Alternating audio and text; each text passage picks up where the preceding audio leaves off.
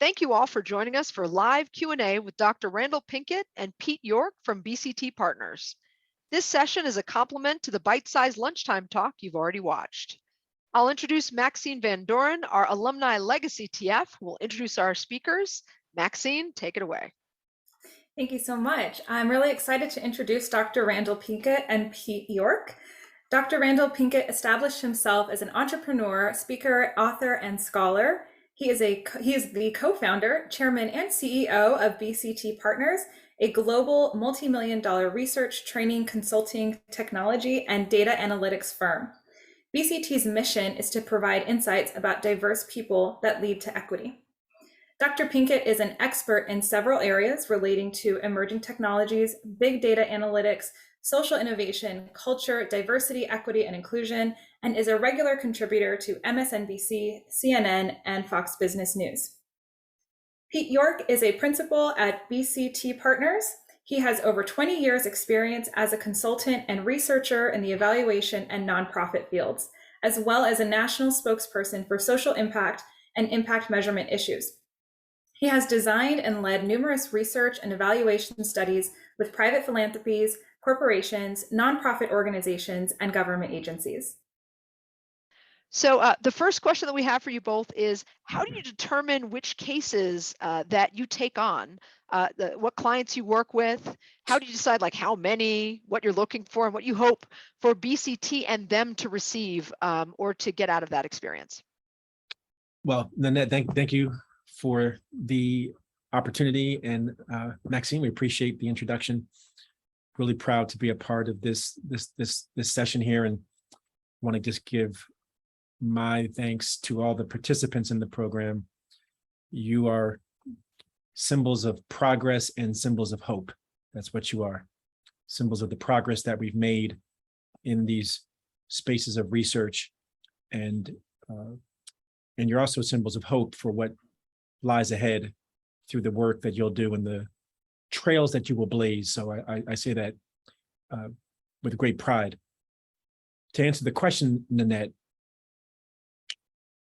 for us looking at how we pursue projects, first is a very mission-driven conversation.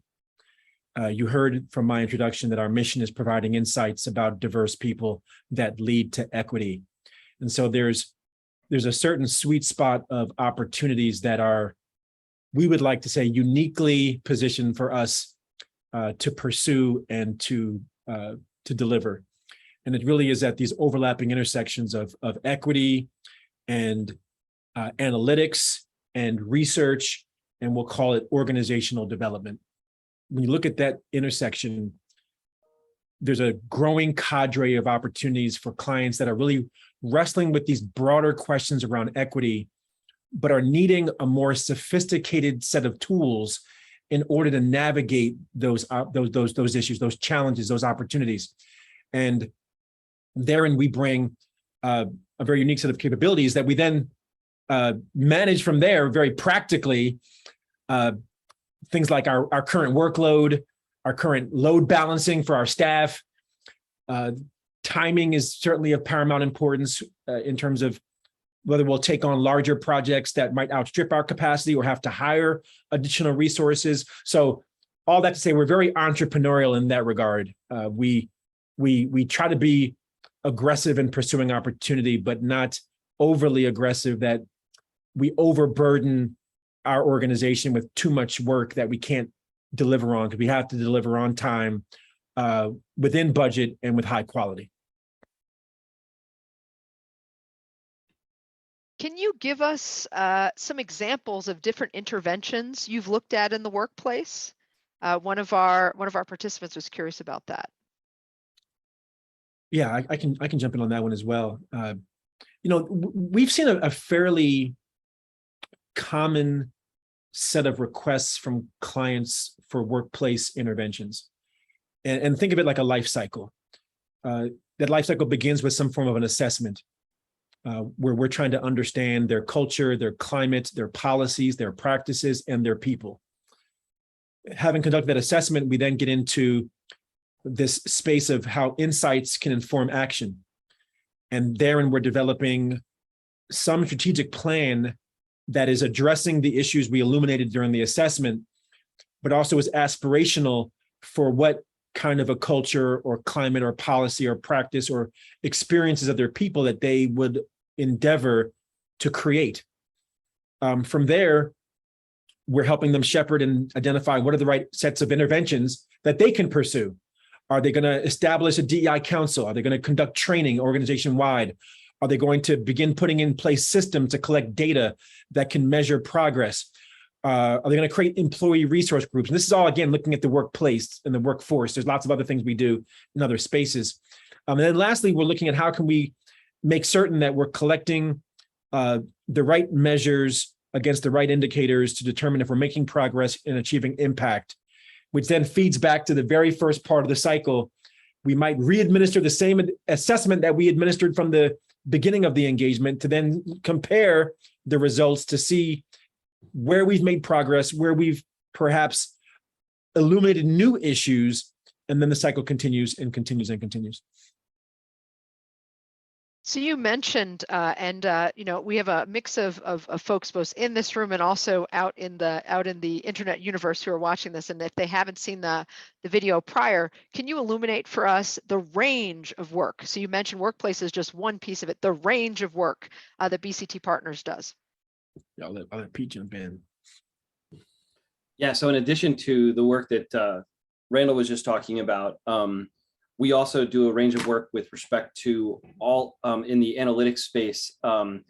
We are doing a lot of work in the evaluation space. So we are evaluating social programs, the impact of social programs and investments being made by government agencies, nonprofit organizations, philanthropies, corporations as well.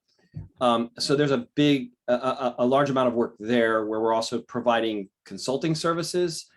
And we're also in the space of actually creating automated insight generating kind of solutions, evaluation solutions that are sitting on top of administrative data systems for these types of organizations, because a lot of the demand for evaluation and evidence-based policy and program is now asking the question, there's traditional evaluation, which we can do, but there's a lot of work in the space of data science and machine learning, and a lot of technology advances that are allowing us to build solutions that can actually help to do this more cost effectively and rapidly.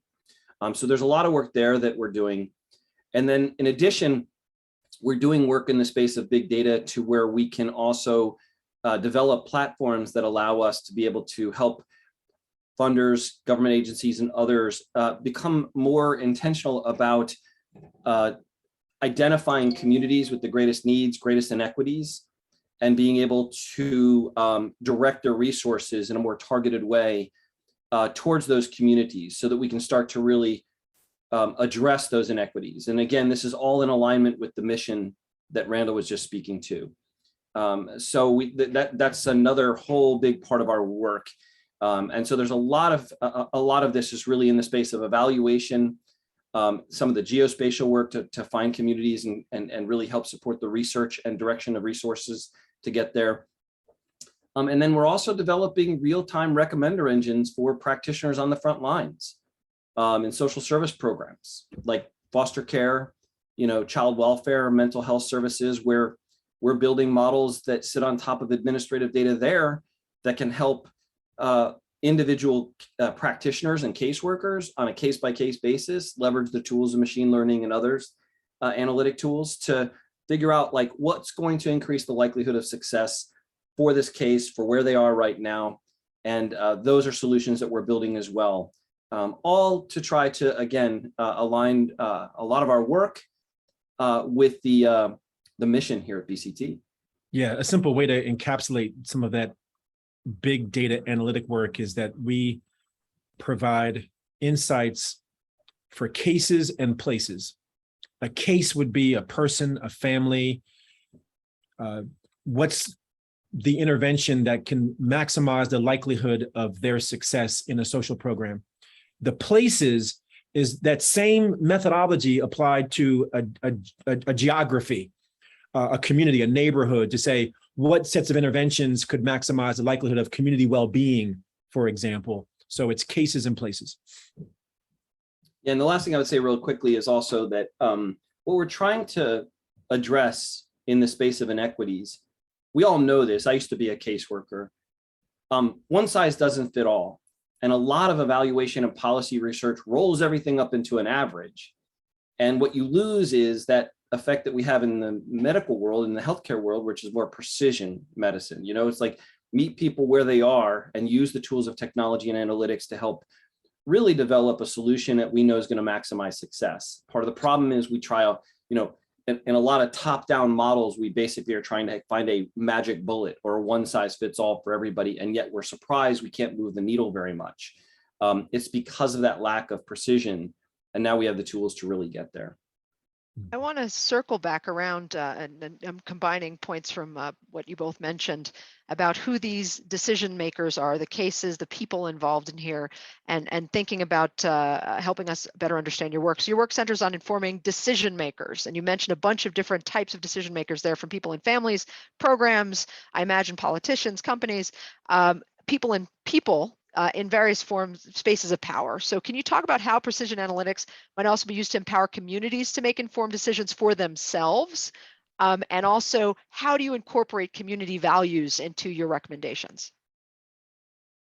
Yes, so a big part of the work, and this is actually where we believe the next phase of the work has to go, is really learning how to do a much better job. And we have programs right now, and projects, I should say right now, where we are trying to do a lot of work at gathering really the voices from the community, the beneficiaries who are receiving services. It's amazing how many programs, projects, and efforts are not bringing in that lived experience into the data and bringing those voices, both in terms of what we ask and the data we collect and extract, so to speak, but also in the process of bringing more of the community into how we make meaning or make sense of the findings.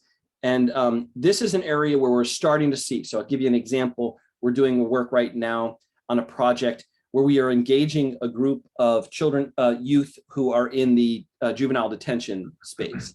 And we are designing tools. They're going to be designing tools with some facilitation and technical support that will gather information from all of the youth that are in the system about the relationships they have with the adults in the system, and really look at those relationships and see what we can learn about that. And that is a empowerment-based kind of model of, we're not going to ask questions, they're going to help develop the questions and really lead the sense making.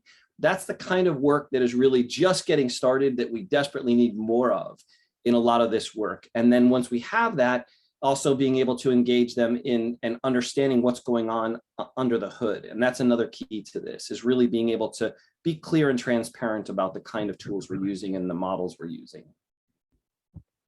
I want to stay with data, so I'm going to open it up to Maxine. And I know she has thought up some pretty amazing questions with regards to found data and health data. So we're going to start there. Go ahead, Maxine. Thank you. So I have a couple questions about the found data. Are you finding that marginalized people aren't well represented, that you're using to match against other data? And when they aren't well represented, you make? Sorry, I missed some of that. I missed the second part of the question. Yeah. The second part was when they aren't well represented in the data, how does that inform the decisions that you make? Yeah, so I'll begin and then Pete can follow. We're ever mindful that the ability to provide this decision support is only as good as the representativeness of the data set itself. And so we take very deliberate and intentional steps to make certain that we have representative samples, that we're mindful of groups that may be underrepresented, to make certain that we may be even oversampling in order to ensure that their voices are included. We combine quantitative with qualitative research methods so that we're not just understanding what are people's perspectives, but why they bring those perspectives. And so we try to ground the research as much as possible as being participatory, as being inclusive, as being representative. But having said that, to your question, there may still be shortcomings and gaps in the data that I'll pass the baton to Pete to address, kind of how we then take some additional steps to try to remediate that. Yeah, so there are a number of ways that we have to address this, and it's a really good point. So there are data sets that have well represented demographically. So take one of the data sets we use on our places work is the American Community Survey from the Census Bureau. And that is a very methodical, it representation and sampling plans that are very rigorous in terms of that data. But then a lot of our work is with, human resource data or program implementation data. And so we actually have techniques and approaches in the analysis that can also help us actually unearth and identify what are the, so when we look at different groups and their representation, we can actually then use the data and some analysis techniques to understand a little bit more about what those differences are. And a key to this, as I mentioned transparency before, is when we see certain issues with respect to representation, is being able to work with the organizations, their leaders, and others to talk about and make meaning of what this means and what the implications are. Because part of the problem with all of the data is that oftentimes it gets sort of shipped off or exported to the data scientists and the evaluators and researchers. They go do their stuff under, quiet little quarantined, zone, and then they come back and deliver their findings. The key here is that we've got to start to open this up a little bit and share what's going on under the hood, learn why that representation issues are there, and talk to people. I can't emphasize enough how a lot of this is not a data issue. It's a willingness to talk about why the data aren't representative, and then fix how we're collecting data and understand maybe some of the unconscious biases as to why that data is not representative. So there's a lot of dimensions to it, but I want to emphasize we can solve some of it with analytic techniques, but most of it is a people issue and kind of what's going on. And that's also why at BCT, we're not an isolated group. The data analytics team is not isolated. We are integrated with the DEI team, with the strategy team, with the capacity building team, because that's the opportunity to have these kind of engagements and conversations. Thank you. That actually leads really nicely to my next question, which is, you're looking at data, you can look at who the data is about, right? But then also who is recording the data. And we know that specifically with medical record data, what goes into a medical record is really heavily influenced by clinician bias. So are you also looking at who is collecting the data, what purpose it was for, and how that can influence the data? Yeah, go ahead, Pete, I'll follow. No, Randall, go ahead and lead off, I'll follow. Absolutely, yes. And it's interesting, proportionally speaking, Pete and his work is really looking at how to mitigate bias in the data. And the work that I'm more proportionally focused on is how to mitigate bias in people and processes. And those go very much hand in hand, particularly when we think about health and healthcare, because it's an industry that is so driven by this population health paradigm of stratifying data by patient outcomes, by patient satisfaction, disaggregating data by race, ethnicity, and even some systems now are moving toward their compensation models for physicians and other providers based on how well they're performing with the disaggregation of groups that they're providing healthcare services for. So when we go in, we're looking particularly at even at intake.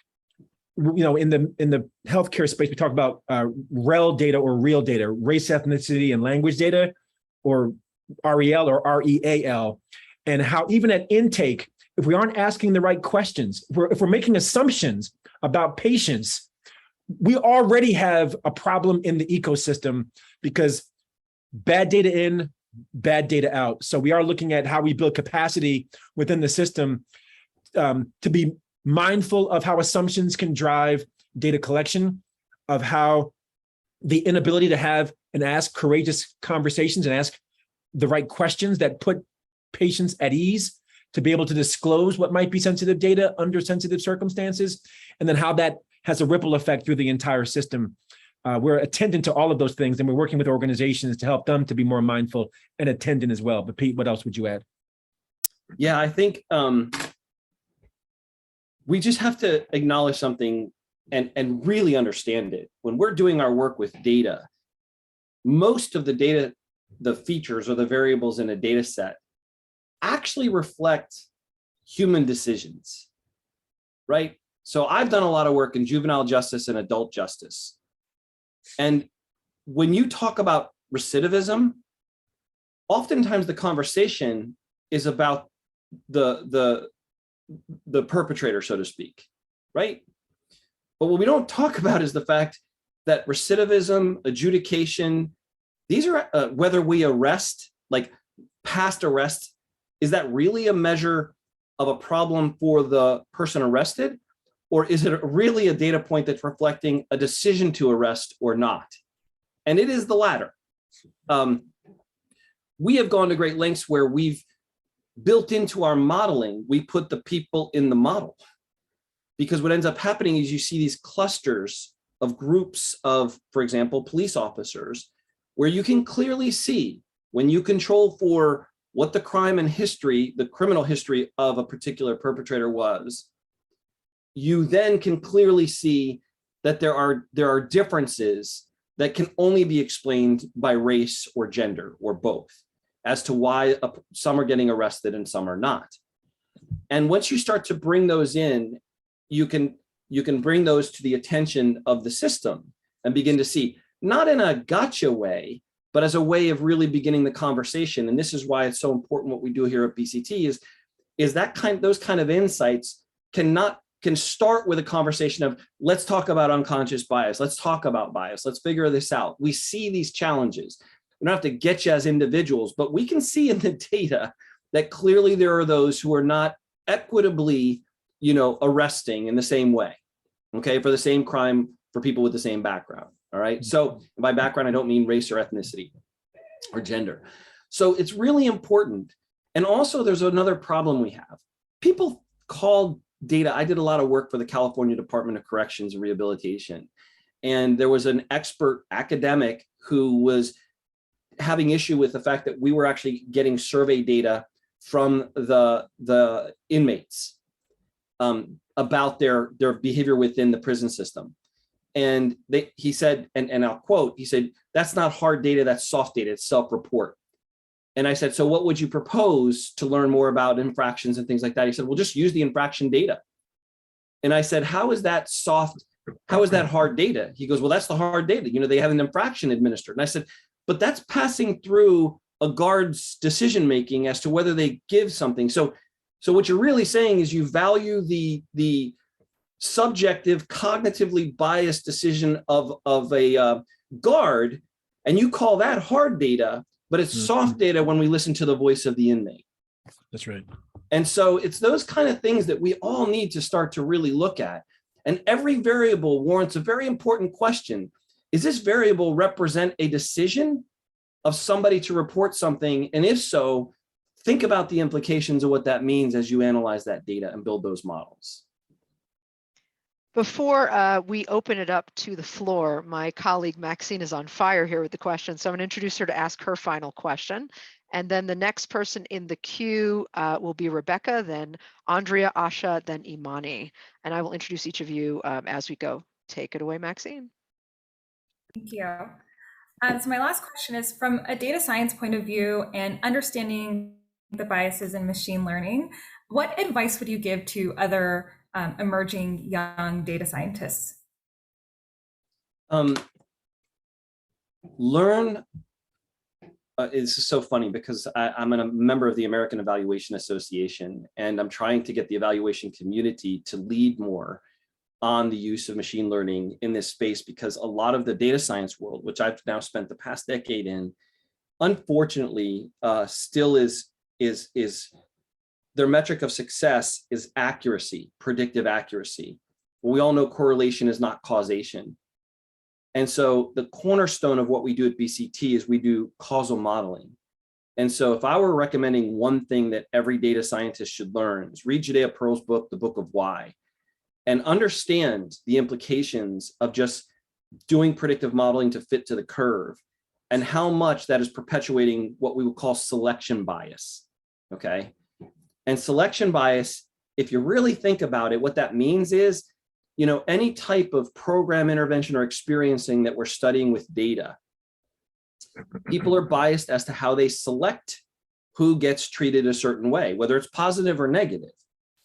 And causal modeling is a technique that helps us somewhat control for that selection bias, because it's in the moment of selecting you for a certain treatment, arresting you, adjudicating, making the judgment of you need to go to detention, okay? Those decisions are selection decisions.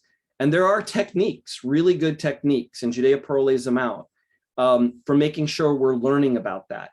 And we need to start to train the data science community to stop making predictive accuracy the goal. It's actually problematic. If it contains and only perpetuates biases, is that really what we want? Well, there are those in the data science community who are saying, doesn't matter. If we can predict the future crime, you know, use it no matter what. It doesn't matter that we throw race in there and everything else, as long as, you know, so there is that vein, okay? And a lot of the data science community is not really trained in the research methods that, or the social science community is. There's not a lot of science in data science. I mean, I don't mean to be offensive to my data science colleagues, but when I say that, I mean, you have to be intentional to try to make sure it's really valid. We look at the threats to validity. Yeah, Like Pete, just to layer on that, what should be the goal is the unbiased truth. So predictive accuracy should not be the goal. The unbiased truth should be the goal. So if I put race into a model to predict arrests, I can have high predictability. If I remove race, I will lower my predictability, but race shouldn't have been a factor in that arrest in the first place. So by removing it, I'm now getting to the more unbiased truth, which I can then put that variable back in to say, okay, now I see why that officer is biased, because I can see when I remove race from the model, I have an unbiased truth. I put it in, I see, okay, where does the bias lie? And I can now begin to bring in other methods to root out the bias. And one last quick point, machine learning algorithms are really not the bias. That's just a technology. They're just highlighting human biases. And if we blame the machines, which are neutral, they will definitely make it worse if we don't do our job because of human biases. But actually, you can use machine learning to tip it on its head and actually use it as a tool to unearth the bias and address it.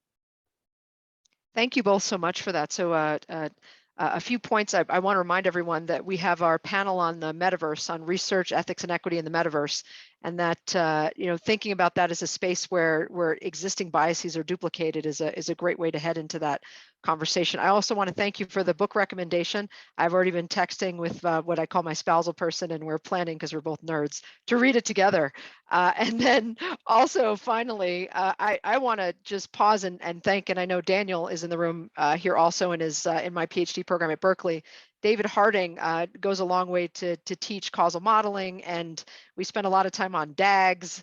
So I'm deeply appreciative of that, and thank you for helping me put that into context, and that context is super helpful. So we're going to open the floor up to questions. Our first one comes from Rebecca. We will spotlight you. Say hi, Rebecca, and ask your question. Hi, I have like two general questions, and then the first one is very specific about the case that you talk about for foster care. So I recall that in the video you mentioned there are 3 variables that can lead to a 55% success in terms of adoption. Can you like talk to us more about those 3 variables, and then how does the administrator can modify their behavior in time to increase the chance of success? Do you consider different cohorts of foster kids are different from each other? And also the families looking for fosterings are different? You know, for example, like during the pandemic, in the past 2 years, then the people who are waiting kids waiting to be in the program, they are different from kids in the program like few years ago? And then how do you model that into your machine learning models? No, that's great. It's a great question. It's a big question, but it's a great one. So what I would tell you is in the modeling, what we're doing, so we gave you an example of those the three factors that increase the likelihood of success. That was just as an example, but the first thing we do in the precision modeling is we actually find cohorts that are based on factors that they come in with and kind of their background and contextual factors, not race and gender or anything that should not be a selection criteria, but other factors, right? So how many times have they been in group homes? How much have they bounced in and out of foster care? Do they also have mental health issues, right? Do they have siblings in the system? So these are the kind of factors that we know put them in different kind of risk profiles. And when I say risk profiles, what I mean is likely to engage in. So the first thing we do in the modeling is we build a model that is quote the correlational ideal model. So what are all those foster care services that lead to legal permanency? Then what we do is we basically build a second model that says, okay, we all know not everybody's going to be engaging at the same level. And we know because they're going to come in with different levels of need. And when you have somebody that comes in with a kid with a lot of needs, that profile is not going to be able to engage at the same level as somebody with a lot of assets and strengths and family connections, right? So we put them in we don't put them in cohorts. The actually analytic process, the algorithms show us the patterns, and then the subject matter experts decide which patterns make sense and then move forward. Okay, so at every step, we have machine learning patterns and subject matter expert review. And so that's what's coming out that other end. And what that does is it delivers insights on a case. It first says, well, who are you in your cohort? And some of those cohort factors could be situational, like you were talking about COVID or something else that's going on. As long as the variable is in there, we can learn what that is. And so we can put that in and say, who are you? What's your likelihood to engage? And now let's figure out what combination of services, and this is where machine learning comes in, can present a set of services in rank order and how important they are that will really help increase the likelihood of legal permanency for this group of kids. And so then you can deliver that right to the practitioner, the clinician. And we're doing that right now, actually, in that example you said, they actually have a live system that does exactly that.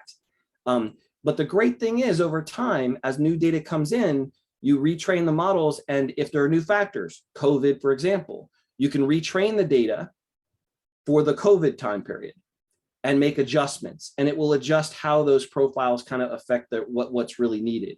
So it's a learning system, and we built it for utilization for the frontline practitioners. I don't know if that answers all of your questions, but it kind of gives a sense of kind of what we're doing. But the key is that cohort finding and really being able to that's why we call it precision analytics. It's like precision medicine. Figure out what is it that's going to work for that group. And we know that we can relearn stuff as new factors and forces in the lives of the kids that are being served. We can model again in a year or model again in 2 years. Great question, Rebecca. Rebecca does have a second question, but has agreed for us to add her on to the end so we can get a few more voices in. So Andrea, please unmute and ask your question. So I'm just going to read my question. And so I know you guys are working with public agencies that have budget restraints. I was wondering, how does your solution inform decision makers about how to prioritize funding allocation? So if you say do this, and then they run out of money to do it, does your solution embed some of that information in it? Yeah, it's a great question. We can take that from two sides. One is upfront, our tools are able to scaffold the decision of how to allocate resources.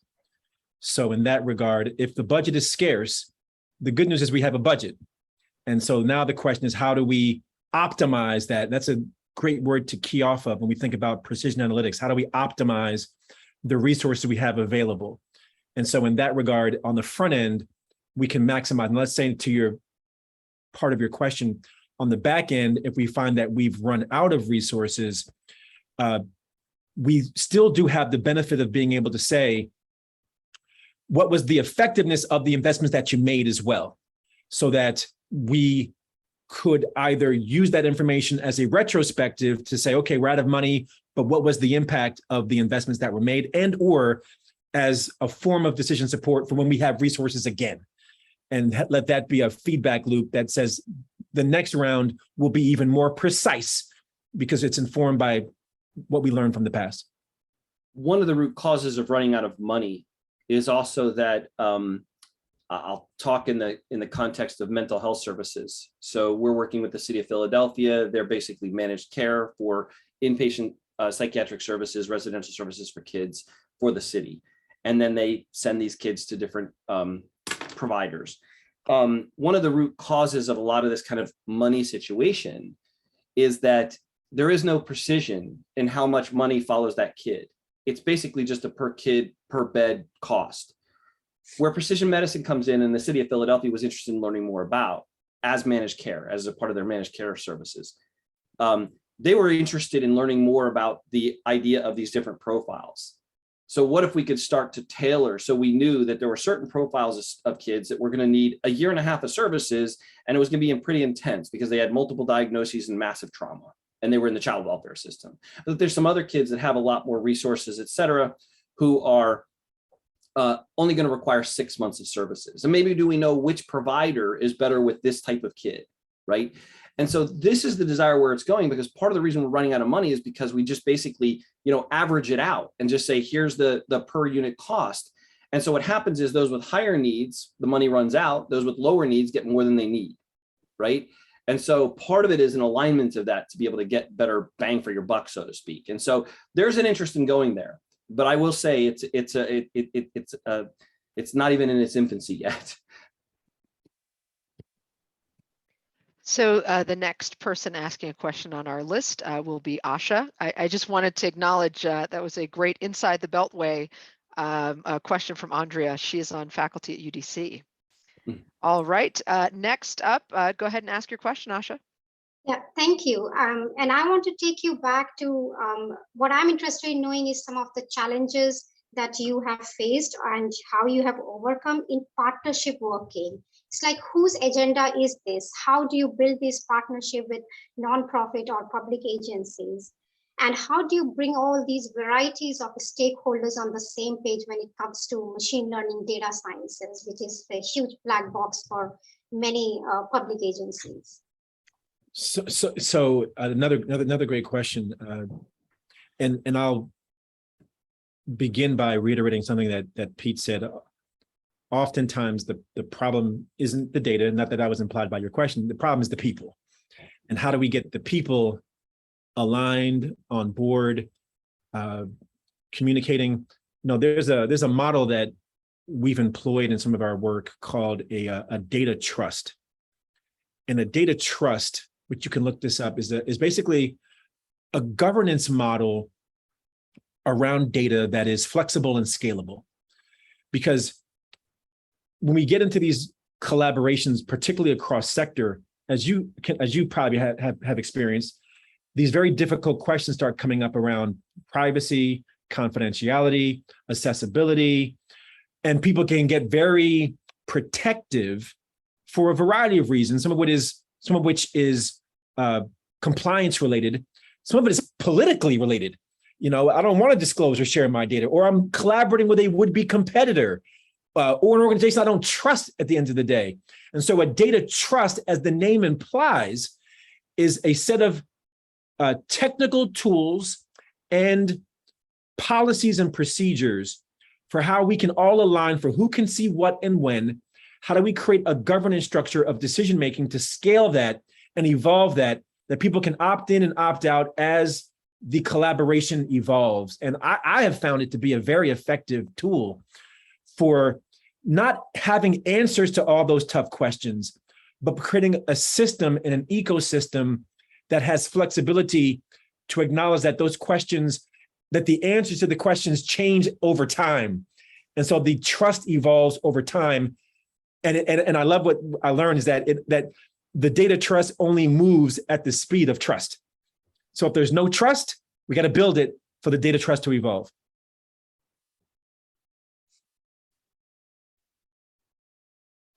Our next question is Imani. I have to tell you, you have a truly engaged audience. People are coming back into the queue again. So after Imani, we'll have Rebecca and then Asha again. So take it away, Imani. Okay, so my question is kind of a follow-up to that, which is what are some like common misconceptions or misunderstandings that you all have to kind of go through with your clients? And I ask that because I know you all use precision analytics, and in the video you talked about how you don't use like deep learning. And so I'm wondering what kind of things do you have to typically explain that your systems can and can't do? You want? Pete. Yeah, go ahead.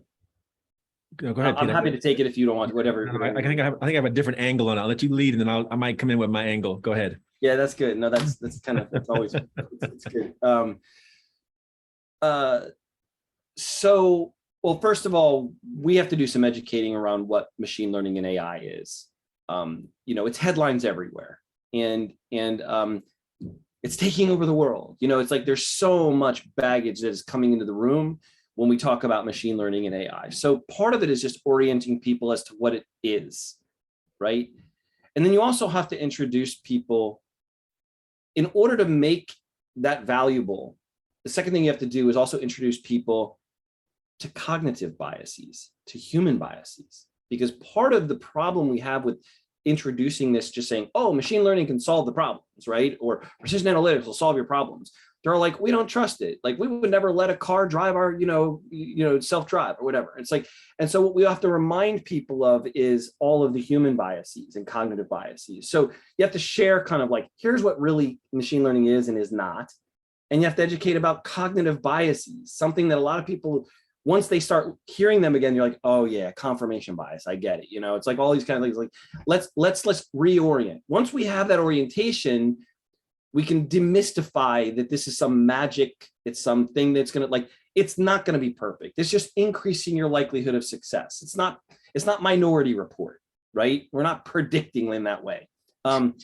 So that's the starting place. I'll pass it to you, Randal, but I think you have to set that stage in order to get people comfortable, because they are coming in with a lot of biased baggage about what all this is. Yeah, I'll say this. I think it's framing the role of machine learning, which is that it's not the decision maker, it's decision support. People have to make the decision. People have to be because when we remove people, then we have a problem. And so framing it that way, but then also once, as you said, Pete, once we've explained the techniques and we frame it appropriately, I find, and I've been in some of these meetings, I have found people have tremendous difficulty oftentimes accepting what is their unbiased truth. And they want to blame the technique. They want to blame the algorithm. They want to blame the methodology. No, the problem is you. You've got bias throughout your system. You've got racists that are making decisions. I mean, you've got really deep issues. Stop trying to blame the game, blame the player. Yeah. And so I think having transparency, which is where I was going with my other angle.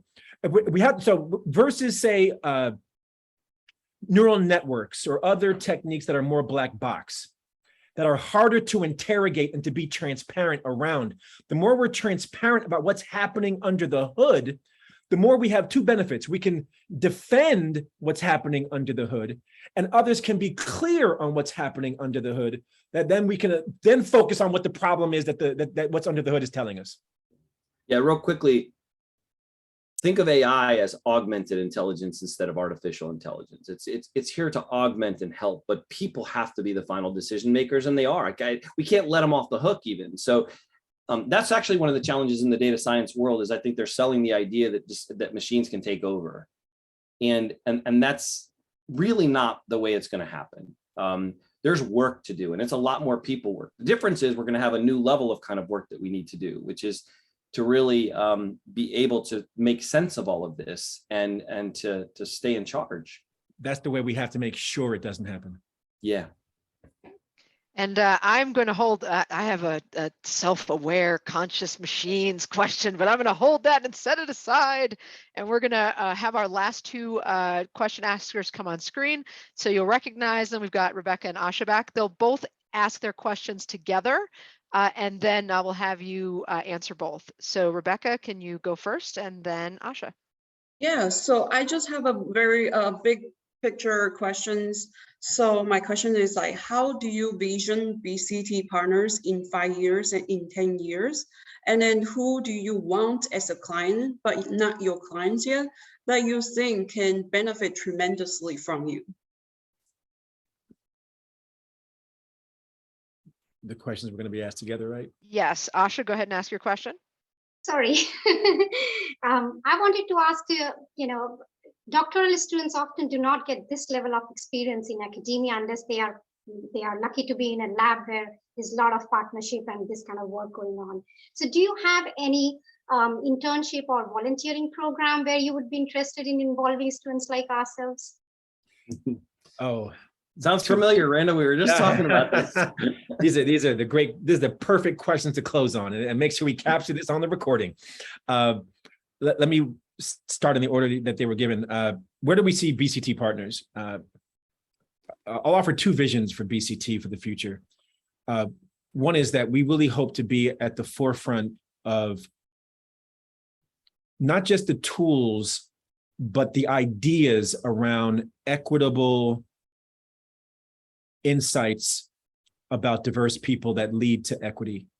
That part of what we are espousing through precision analytics is not just an approach, but also a set of values around transparency, around accountability, around understanding what's happening under the hood, and around having representatives, the appropriate stakeholders at the table from the beginning of the conversation, not at the end of the conversation, and that making sure data isn't driving, that people are driving, but the data is representative of the people that we hope to support. So we hope to really be at the forefront of providing examples, models, tools, methodologies that can really lead industry and lead in the work that we're doing. But second is that we hope to also cast a vision of being a home and a place where talented researchers like those of you in the SICSS program can find a home that affirms your identity, that uplifts your values, that does the kind of work that has the kind of impact in society that you hold near and dear to your hearts. I know I didn't get into being pursuing a Ph.D. for the sake of just being a researcher, but to make a difference. And so we hope that BCT can be that home that competes with all these other larger institutions that is diverse owned and diverse led in addressing the issues affecting diverse people. And so we welcome internships. We welcome those who look to apply to join our ranks.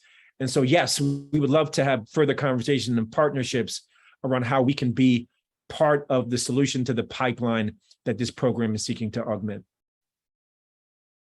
I will just say, absolutely. Just what he said. And I will throw in one last question, since no one asked it. We have 1 minute. So they're doing stuff with non-probability surveys today. Pete, any advice to our participants who Doing are something looking with, what is that? non-probability surveys today? Yes. Oh, non-probability surveys? Yep. Wow. Yeah. So, well, first of all, I think we're going to need a lot more survey, like the whole world of survey development is going to be key to a lot of this. Everything's going to hinge on this, but just know something. A lot of the psychometrics and a lot of the work around psychometrics start to fall apart a little bit and break apart in some of the precision modeling because scales don't hold up when you break them out by profiles. But I wish you the best, but let me just tell you that survey work and survey design is going to be even that much more important as we move forward. Thank you. Words to live by for our participants today. Thank you all for watching. For more information on SICSS-Howard Mathematica, visit our website, follow us on social media, and join our email list.